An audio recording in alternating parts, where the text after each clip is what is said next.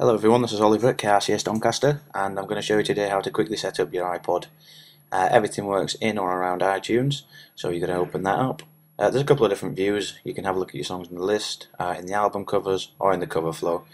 Just for the sake of it being easy, I'm going to have a look in the list view today. We're not really going to be doing much with it. And then I'm going to plug in the iPod. On a Mac it'll appear on your desktop, on a PC it won't, but always it will appear in your iTunes on the left. As you'll see shortly, it should open itself. There we go. It names itself after the user profile that you have on the computer at that moment in time. So as you can see, it's KRCS Users iPod. You can rename that to whatever you want. I'm going to call it Oliver's iPod.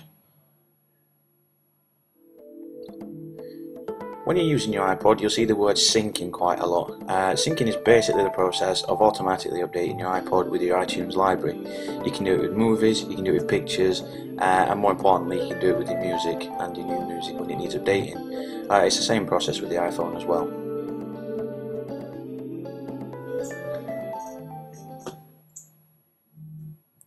So you can see here it says automatically sync songs to my iPod.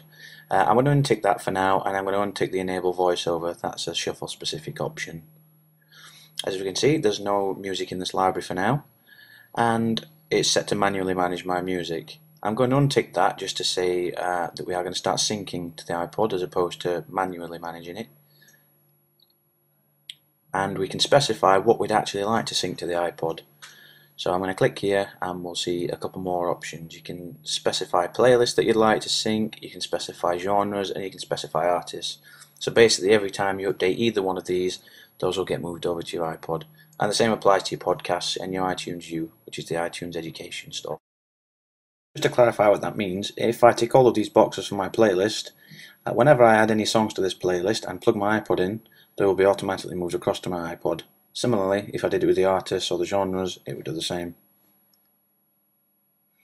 Another way of doing it, as opposed to syncing, is to have the manually manage my music box ticked, which I had ticked earlier.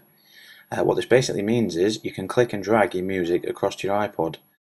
This will also stop your iTunes library asking to wipe your iPod when you plug it into a new computer. So as you can see here, I've selected a selection of music and I can just click and drag it straight across to my iPod. The downside to this is obviously if you do add new music to your iTunes library, you're going to have to plug in your iPod and click and drag it over to your iPod yourself as opposed to it being automatically updated. Deleting music from your iPod's done in a similar way. You just select the songs that you want to delete. I do this by clicking on the first song and then holding the shift button and clicking on the last song of the range that I'd like to delete and then hitting the delete button.